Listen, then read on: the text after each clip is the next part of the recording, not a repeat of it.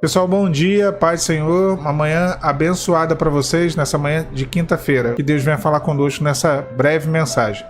A nossa meditação está em Jonas, capítulo 4, versículo 1, diz assim: Mas desgostou-se Jonas extremamente disso e ficou todo ressentido. E orou ao Senhor e disse: Senhor, não foi por isso que eu disse, estando ainda na minha terra? Por isso me preveni fugindo para Tarsos, pois sabia que és Deus piedoso e misericordioso, longânimo, grande em benignidade e te arrependes do mal. Peço-te, pois, Senhor, tira a minha vida, porque melhor me é morrer do que viver. E disse o Senhor: é razoável o teu ressentimento? Jonas ele não quis obedecer ao Senhor, porque ele sabia que, se ele obedecesse, haveria arrependimento por parte dos seus inimigos. Deus queria salvar os ninivitas, o povo da cidade de Nínive, uma das cidades capitais da Síria. E Jonas não queria. Jonas queria que houvesse juízo de Deus. A vontade de Jonas era que o fogo descesse, não o livramento, o arrependimento. Então ele fugiu de ir pregar em Nínive para poder, não levar uma palavra de arrependimento, de conversão. Então Jonas também sabia que lá na frente Deus usaria os ninivitas, um século depois, para poder ser um instrumento para subjugar o povo de Deus, para subjugar os hebreus. Então Jonas, um profeta nacionalista, ele não queria.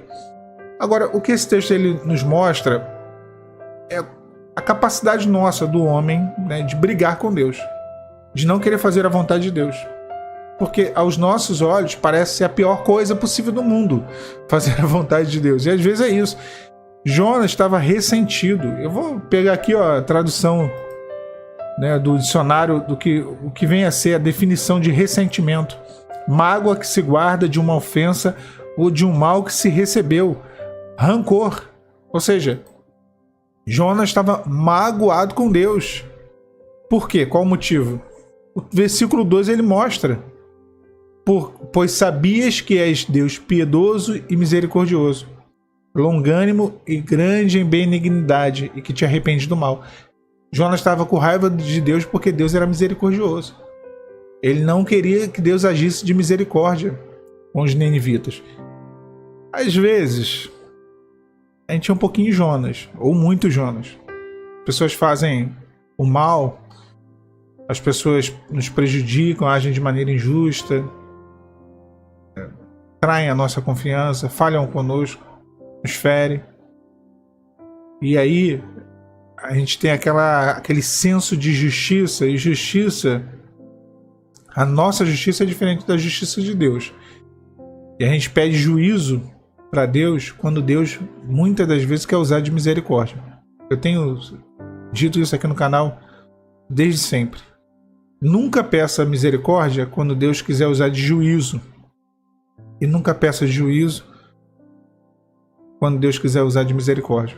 Na verdade, a gente tem que pedir para Deus fazer a vontade dele, para que o querer de Deus prevaleça, e seja essa a vontade dele seja feita. Então aqui no caso, Deus perdão, irmãos, ele não queria destruir os ninivitas. Ele não queria. E isso foi toda a causa do ressentimento de Jonas. Jonas, ele estava com raiva da misericórdia de Deus, ao ponto de que ele pediu para Deus tirar a vida dele. Ele fala: tira minha vida, porque melhor me é morrer do que viver. Na casa dele, ele já sabia disso. Ele fala: não foi isso que eu disse estando ainda na minha terra? Quando ele estava na casa dele, ele já não queria fazer a vontade de Deus, por saber que Deus ele queria salvar os ninivitas. É difícil entender. Eu sei que é difícil, às vezes as coisas acontecem e a gente espera que o mal que foi feito a nós seja o mínimo que a pessoa que fez o mal possa viver. Tô falando isso com a maior tranquilidade aqui, porque falar algo diferente disso é muito bonito como discurso, mas na prática não funciona assim. Ninguém tendo sido esfaqueado, tomando uma punhalada pelas costas, tem a facilidade de lidar com esse tipo de coisa. Claro que a nossa conduta deve ser que nem a do Senhor Jesus. Pai, perdoa-lhes, não sabem o que fazem. Mas é difícil liberar perdão, é difícil perdoar quando ainda está sendo ferido, é difícil perdoar quando você vê afronta e a não mudança, o não arrependimento. No caso dos ninivitas, houve um arrependimento, né? Eles se arrependeram depois que Jonas foi lá e pregou uma mensagem ruim, 5 palavras: arrependei-vos porque é chegado o reino de Deus. Mas muitas vezes não vem o arrependimento e Deus ainda está usando de misericórdia. E aí a gente fica ressentido. E aí nós ficamos realmente na mesma condição aqui de Jonas, né? Com raiva de Deus, brigando com o Senhor. Brigando. Jonas, ele entrou num dilema. Eu gosto dessa expressão aqui, desse questionamento do Senhor, no versículo 4. É razoável esse teu ressentimento? Aí tem outras traduções, né? Vou tentar achar uma tradução mais atual aqui. Diz assim, ó: e disse o Senhor, você acha que é razoável essa sua raiva? Estava com raiva do Senhor. Porque a forma que Deus estava tratando aquela situação não era a forma que Jonas trataria. Parece com alguma coisa? Às vezes é assim, né? Contigo. A forma que Deus está tratando uma situação ou uma pessoa não é a forma que você gostaria que fosse tratado. E aí nós nos enfurecemos. Deus, ele sabe o que faz. Deus não escreve certo em linhas tortas, ele escreve certo, sempre em linhas certas. Só que o projeto de Deus, ele não vai pautado pela lógica humana. Então nós não entendemos. Tem muita coisa que Deus está permitindo, tem muita coisa que está acontecendo, que Deus está escrevendo na sua vida, que embora você não entenda, embora você questione, embora te aborreça, é o melhor. É o perfeito. Os planos e os caminhos de Deus são muito mais elevados do que os nossos. Aquilo que Deus vê, aquilo que Deus ele tem como ideia do cenário é infinitamente mais amplo do que a nossa visão. Então deixa o Senhor fazer, deixa o Senhor agir sobre essa questão. A misericórdia de Deus, ela é uma possibilidade que, se recusada, traz inevitavelmente o juízo.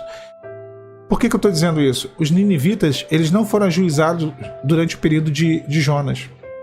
Naquele momento, Deus queria levar uma palavra de arrependimento.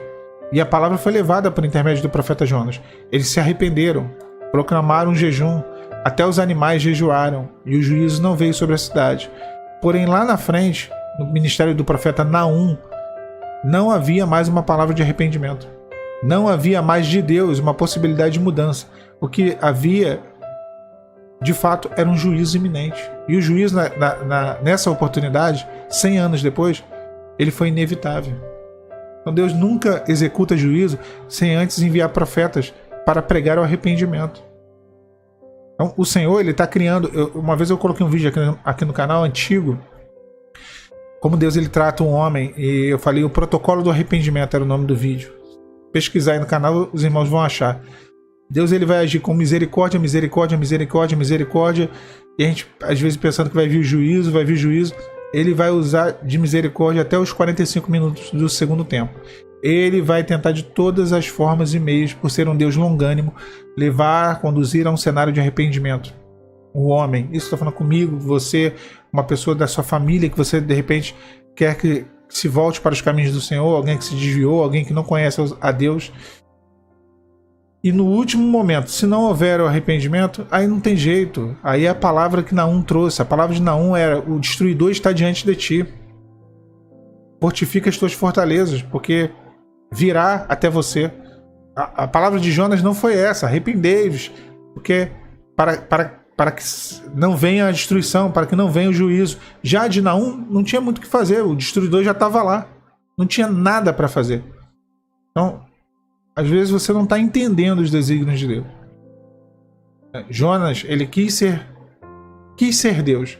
Como assim? A partir do momento que a gente não aceita os propósitos, a forma de Deus agir, nós queremos ser Deus na nossa vida. Nós queremos governar. Nós não somos mais servos. Saímos da condição de servos e passamos a ser senhores. Queremos que as coisas sejam do nosso jeito. Então o Senhor é Ele, não somos nós. É a vontade dele que deve prevalecer. É o querer dele. Por mais que seja incompreensível, e vai ser muitas das vezes, a maior parte das vezes, a maioria das vezes, será de fato incompreensível o agir de Deus. A fé também consiste em obedecer mesmo sem entender. Mesmo sem entender. Abraão não entendia, não sabia sequer. A fé, ela não exige todas as informações, pelo contrário, ela lida com a ausência de informações. Abraão não sabia nem para onde ele estava indo. Vai, sai da tua parentela, vai para uma terra que eu te mostrarei. A ausência de informações. Então a fé é isso. Você não tem as informações, você não tem o conhecimento do todo, mas você crê que Deus está fazendo o melhor. Creia nisso. Tenha certeza. Os planos dele é aquilo que há de melhor para a sua vida. Deus te abençoe, meu irmão, minha irmã. A paz do Senhor.